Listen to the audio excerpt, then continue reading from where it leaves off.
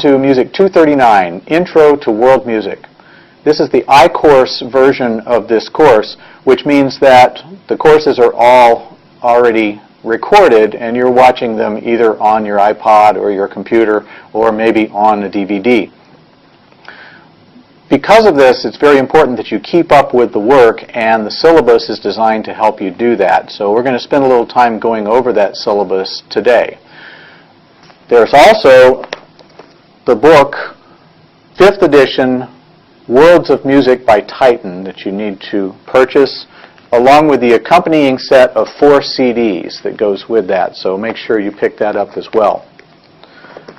The syllabus will tell you that there is a Blackboard site for this course, and it's very important that you access the Blackboard site, that you're enrolled in it, because there are materials on there that you need to download, particularly the PowerPoints for each of the chapters. The way this works is if you print out the PowerPoint and use it as you view the lectures, you can take notes on that, and it will help organize your materials as you prepare for the tests. So I highly recommend that you do it that way. Now, as you look at the syllabus, you'll find my information. I'm Dr. John Prescott. You'll find my office hours and my office phone number and email there. Please contact me if there are any questions about the course. You'll also be emailing assignments to me as the course goes on, because there are 6 assignments that are handled through email during the course of the semester. So make sure that you know how to get in touch with me. You also need to be able to access the Student Companion site for the textbook, because there are a series of online quizzes that are handled through the textbook publisher's website. And so the Student Companion site information here will tell you how to access that. Make sure that you access the content quiz and not the listening quiz, and make sure that you're choosing the right chapter when we work on these. We don't do the quiz for Chapter 1, but the rest of the chapters, starting with Chapter 2, you will do the online quiz. So make sure that you can access that site. Now, this is a general education course, and so it's important that you know the goals of the course and the objectives, and those are listed on the 2nd page of the syllabus. Each of these goals matches up with a general education goal for the self-understanding category of general education. So if you look on page 2, for example, you'll see that our first goal of our course is to examine what it means to be human through the study of various world musics. And this matches up with the general education goal 1, understanding the nature of our humanness and how human beings are alike and different from other beings with whom they share the planet. So each one of these course goals is lined up with a general education goal. And it's important for you to be aware of those, because they relate directly to the assignments and to the final project in this course. Attendance policy, academic integrity policy, non-discrimination policy, all of those are here clearly laid out. Cell phone policy, disability accommodation, all of these are the same as your other university courses. I should say, though, that if you are a student with a disability, please contact me so that proper accommodations can be made. There is also information here on dropping a class, assignments and grades, and the final project. There are online quizzes for chapters 2 through 10, and there is a final project which takes the place of the final exam. You have 2 options in the final project, and those are laid out very clearly in the syllabus. But it's important that no matter what final project you do, you also include a paragraph that's described here in which you describe how the exploration or the performing of world music during the process of creating the project has impacted your own emotional, intellectual, social, and/or creative development. So be aware of that requirement for the final project. 2 options for the final project. Option 1 is a complete musical ethnography. In this case, you will be studying a music culture. Now, what is a music culture? Do you have to be able to go to a foreign country to study a music culture? No, you don't. In fact, a music culture could exist here in Springfield if you go down to the square on a Friday night and visit with one of the bands that plays down there in one of the venues, and get to know those people, interview those people, and take pictures. That could be the music culture that you're studying. A lot of different opportunities for doing these, and we'll talk about these as the course goes on. Option 2 is to learn and perform music in a world music context. So in this case, you will be learning an instrument that you have not played before, or a style in which you have not played before on an instrument, and you'll be writing a paper about your process that you went through in learning that style. So one of 2 options for the final project. The final part of the syllabus shows the proportional breakdown of grades during the course and how they are arrived at.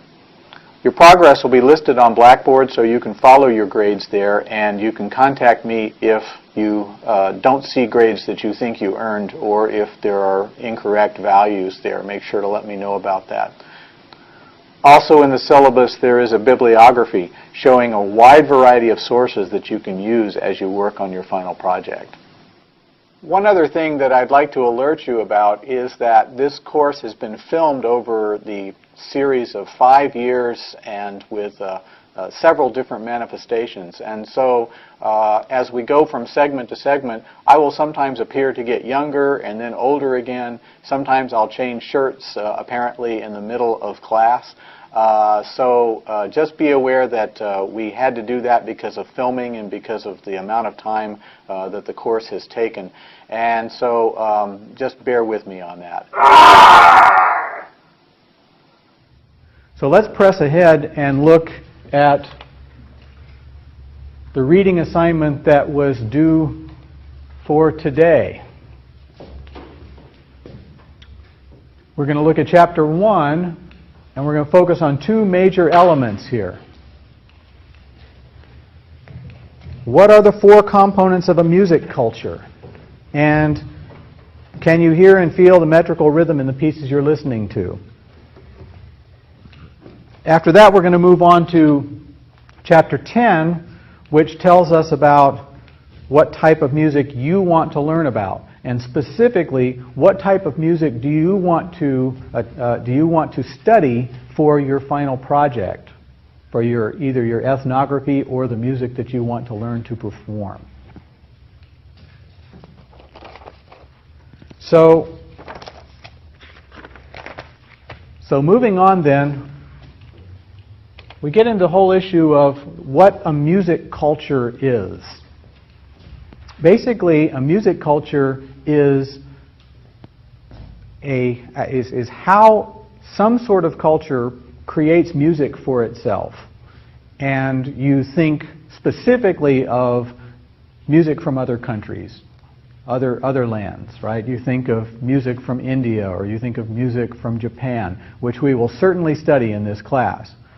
But it can go far beyond that.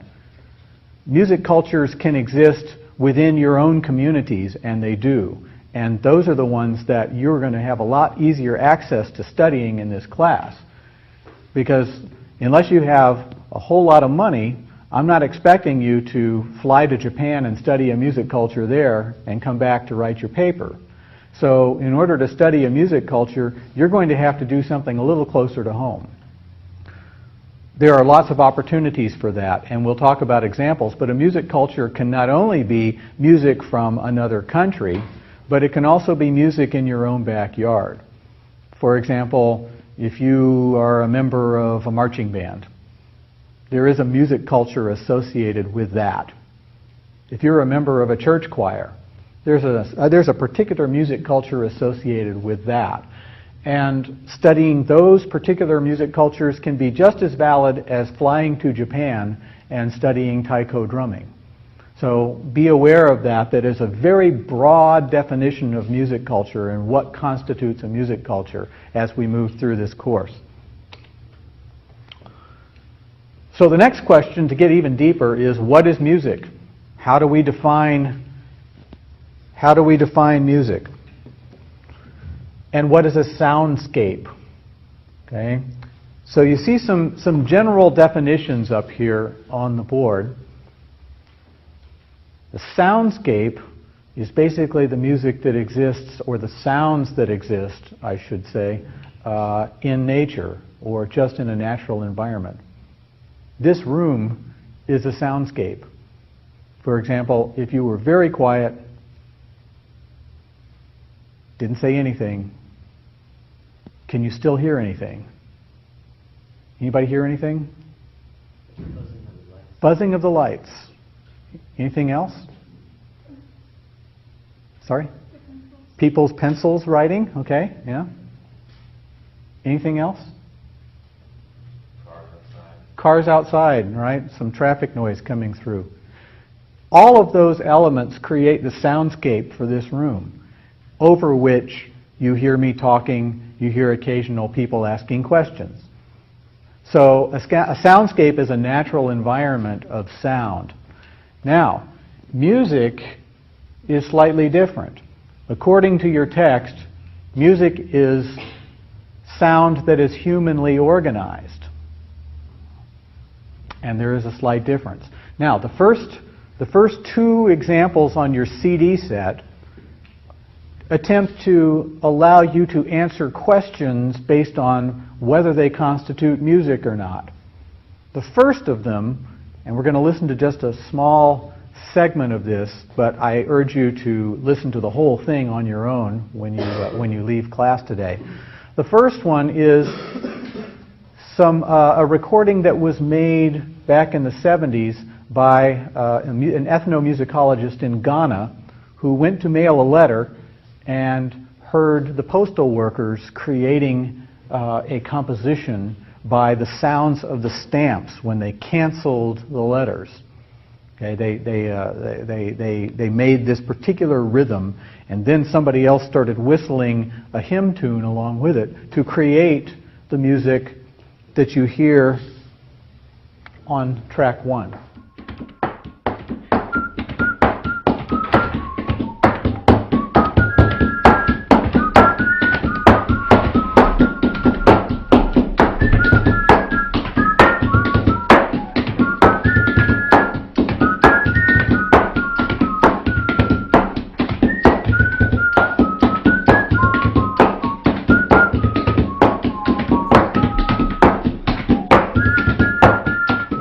Go listen to the whole thing when you get a chance, and we're going to come back to that music a little bit later on.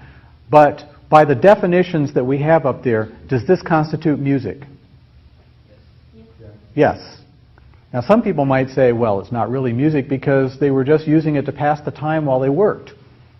But the fact is that by the definition that we have up on the PowerPoint, humanly organized sound, yes, indeed, this does constitute music. Now, listen to track 2, which is a bird. It's a thrush that is singing out in the wild.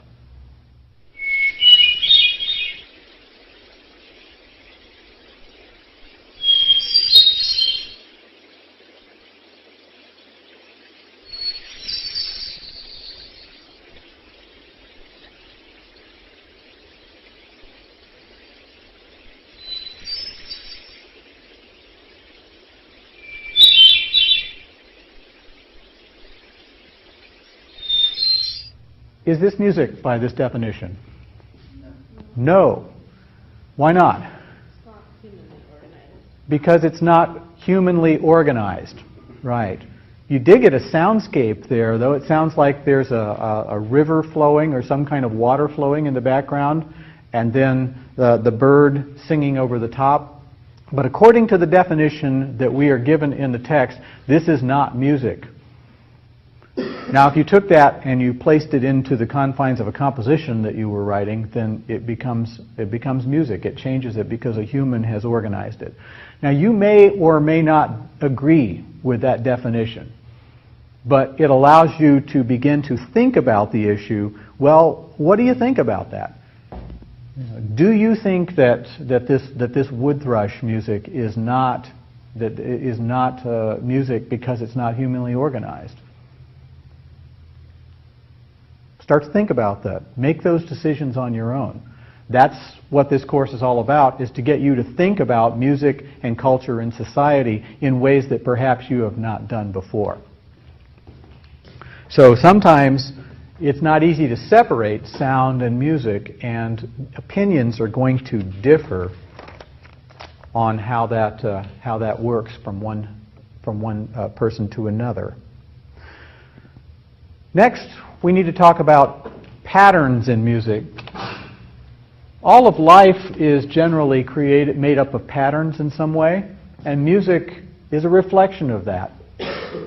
So you may have seen these definitions before. Certainly if you've taken a music class previously, either in college or in high school, you've learned about these patterns before. But rhythm and meter is one of the most important patterns in music.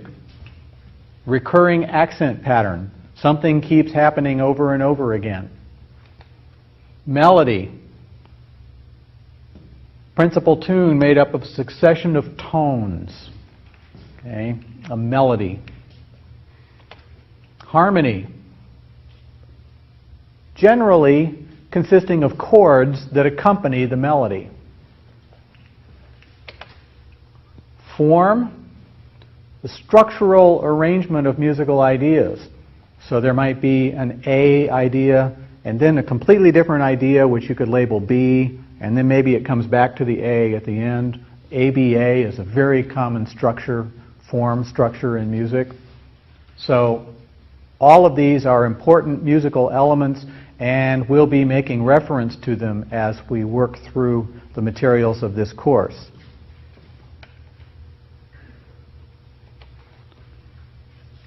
Now let's take harmony, which can also be referred to as texture, and look at 4 different types of harmony that we are going to be studying in this course. And much of the music that you study, you can begin to analyze it. You can make some judgments about it based on what the harmonic texture is. And these are the 4 types that you need to know. The monophonic texture is a distinct single melody. Okay, monophonic.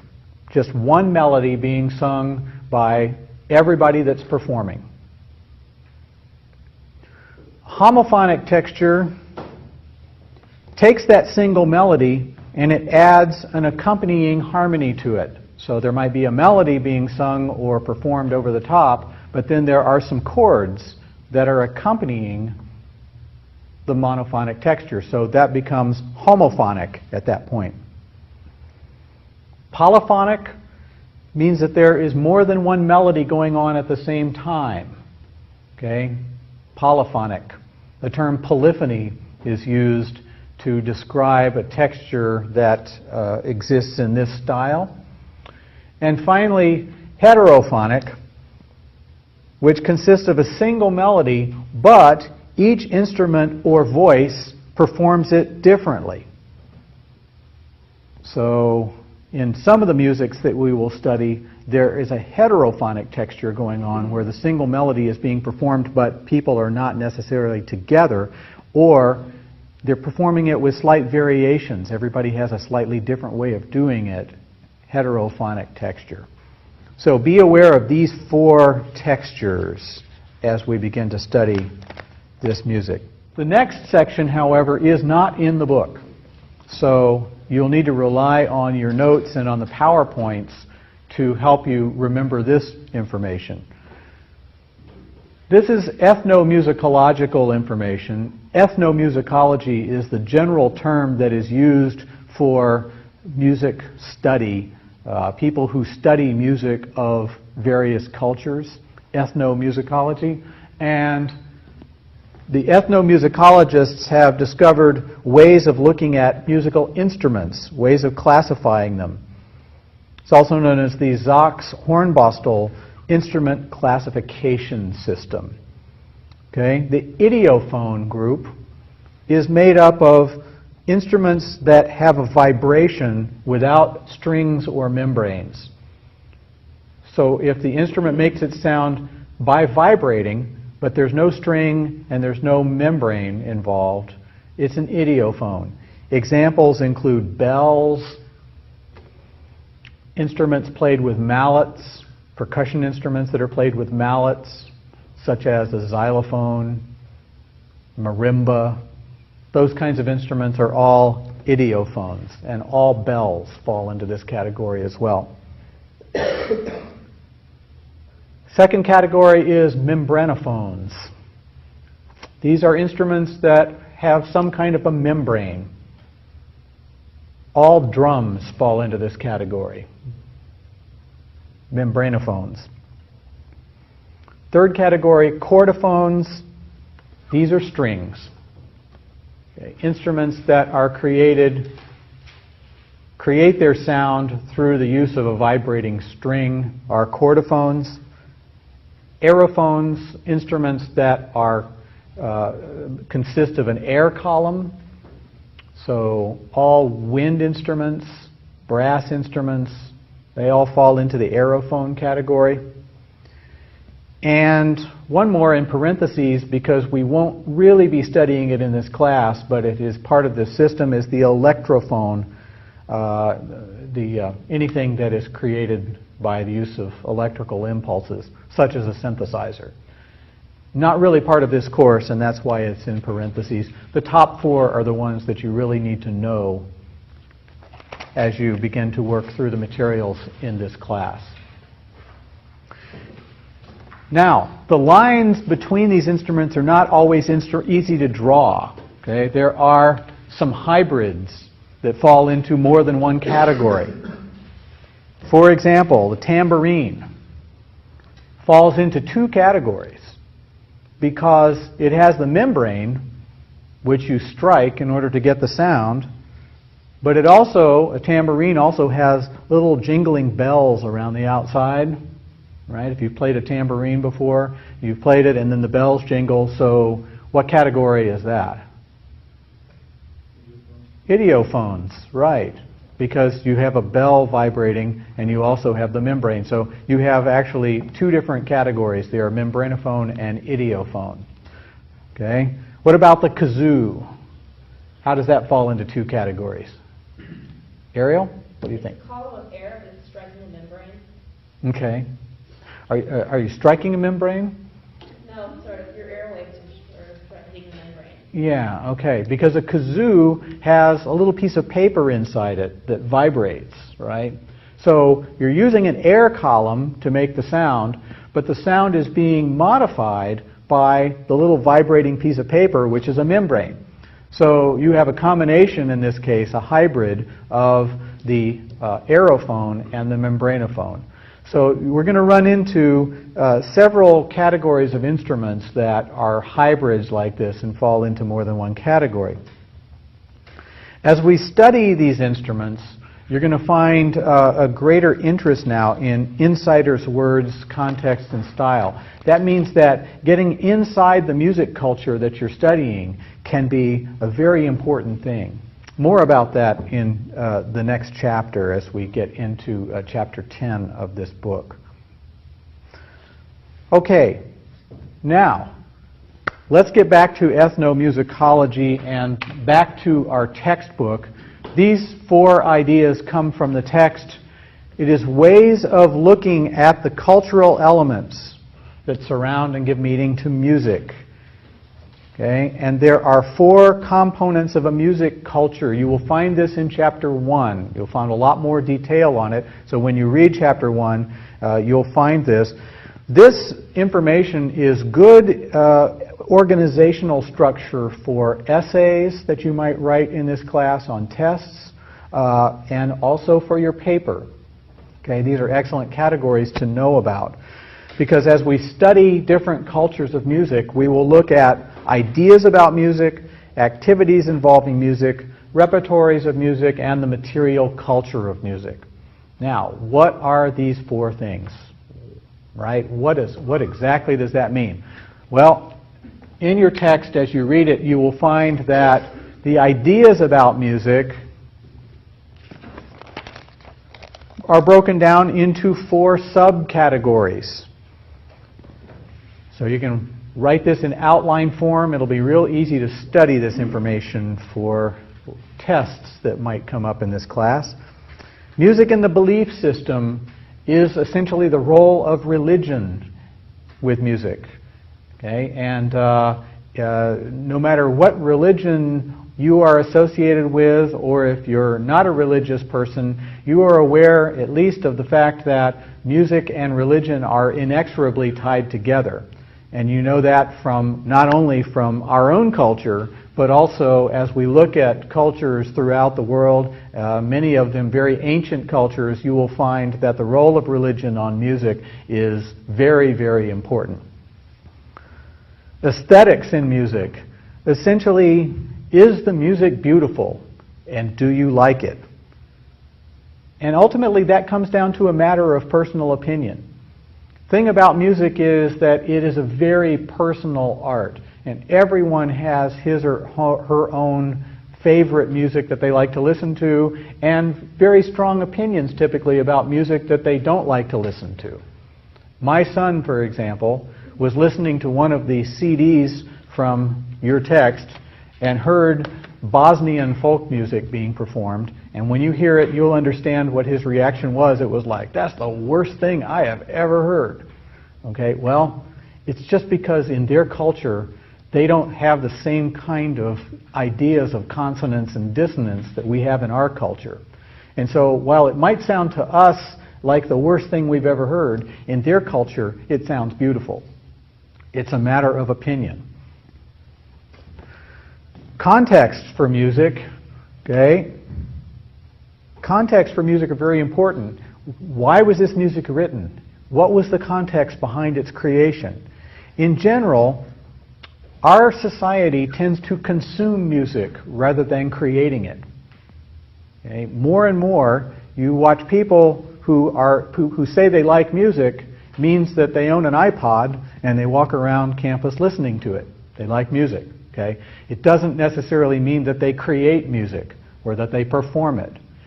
Other cultures are not like that. And as we look, for example, at the Indonesian cultures of Bali and Java, we will find that these islands, which have millions of people on these small islands, okay, in Indonesia, virtually everyone is involved in making art. Whether it's being a member of a shadow puppet theater or visual art or creating music, virtually everyone in the culture is part of the art. Okay? And in another example, I went to hear a Mennonite hymn sing here in the Ozarks some time back, and found that everybody in this congregation knew how to sing, and they knew how to read music and sing parts. Okay? I can't say that for the whole culture, but in this Mennonite community, they were brought up learning to read music and sight sing. An unusual thing in our culture. Finally, the history of music is very important in any ideas about music. Okay? Music cultures hardly ever stay the same.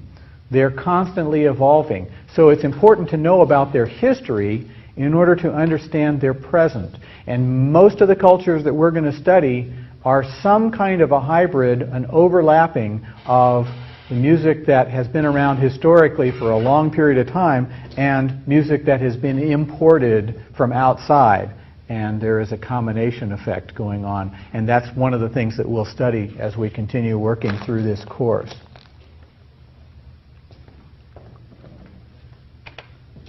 Section 2, activities involving music. Okay, first of all, basic aspects of social organization. You will find as we study these cultures that music is used to define the organization of societies. For example, jazz music was considered to be beneath the university in the 1950s. Okay, back in the 1950s, when many of the great jazz artists that we hear today were in their heyday, you could not study jazz at a university because it was considered beneath a music department at a university to be studying this style of music. Now, 50 years later, 60 years later, okay, you can get a degree in jazz studies. Things change. The basic organizations of society have to do with music in some cases.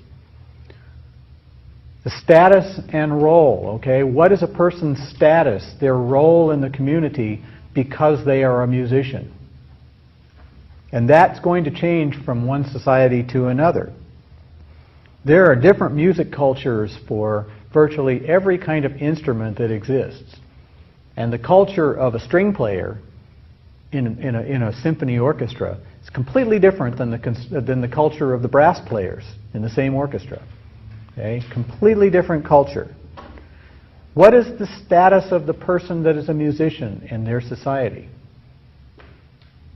Jazz musicians find themselves sometimes having to come in by the back door, right? When they're coming into a gig somewhere, they don't want them coming in the front with the other guests, with the people who paid. They want them coming in the back so nobody sees them. Okay? That's how sometimes musicians are treated in that particular culture. But there are cultures where the musician, the performers, are the most revered people in the entire community. You'll see that in some African communities, for example, the Lunsi drummers that we're going to study from Ghana, where the drummers are the most important people in the entire community. So that is going to change from culture to culture. The next category, repertories of music, is pretty well laid out in your text and on the PowerPoint. Okay? You will see descriptions in your text on this, so I'm not going to spend a whole lot of time going over this for you right now. All of this material is fairly easy to understand. Material culture of music, however, Section 4 produces some very important artifacts. And artifacts are how we study a music culture, particularly cultures that are thousands of years old, in some cases with what they have left behind. So what do we have left behind? Well, we have musical instruments, first of all, some of which are in museums and are the original versions, and some of which are reproductions. We're going to see a lot of musical instruments in this class. And in some cases, I'll be bringing them in. In some cases, we will be making instruments. In some cases, we will be putting instruments together. These are all the artifacts of the material culture of music. From this, you also will see paintings, documents, art, scores, books, sheet music, okay, various kinds of mass media. The impact of mass media on this music cannot be understated. Okay, the music will change so much when mass media starts to come about. One of the things that we'll look at when we study music of the Ozarks region is a fellow named Max Hunter, who went around collecting folk songs back in the 1950s to the 1970s. And there's a website here that has a number of his songs that he collected on it, about 1,600 of them. One of the things that Max was very, very determined about is that if he felt that the singers had been influenced from the outside by listening to the radio, watching the TV, then he didn't use their songs, because he didn't feel that they represented the true flow of history in the traditional music of the Ozarks. He felt that they had been changed somewhat by bringing them in. We'll see many cultures where the music has clearly been changed by the use of mass media. When we look at Indonesia, for example, and we see the Indonesian jazz fusion created by combining gamelan music with jazz music instruments.